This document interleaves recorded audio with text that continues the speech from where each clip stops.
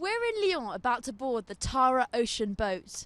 This may seem like your average sailing boat, but it's in fact a floating science lab. Since April 2023, scientists on board have been tracking the health and pollution levels in water. But for a few weeks, the boat has docked here on the banks of the Rhône River. Depois de percorrer França e Espanha, o barco deverá chegar a Atenas em julho. Falámos com o capitão Martin Hertot. Le but de la mission Tara Europa Trek, en fait, c'est de mesurer l'impact anthropique, donc des êtres humains, sur le littoral, principalement parce que le littoral, en fait, c'est un lieu de biodiversité qui est énorme. Ça n'a jamais été fait pour l'instant, c'est quelque chose qui est fait sur une échelle de l'Europe complète, donc c'est 22 pays européens.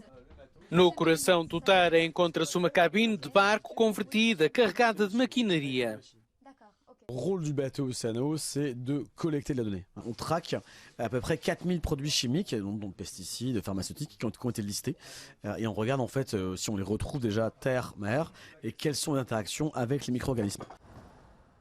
O Ródano atravessa a Suíça e França. É um dos maiores rios da Europa, mas também um dos mais poluídos, como explica o diretor de Assuntos Públicos da Fundação Tara. C'est un fleuve un peu particulier avec un pool de production industrielle, chimique, plasturgique très très important. Un des buts visés, évidemment, c'est d'avoir une vision globale sur notre continent de ce qui se passe et de ce que sont les priorités. Alors ça peut être des priorités globales et ça peut être également des priorités bassin par versant, bassin versant par bassin versant. Em 2023, a União Europeia implementou um novo regulamento com o objetivo de restaurar pelo menos 20% das zonas terrestres e marítimas europeias até 2030.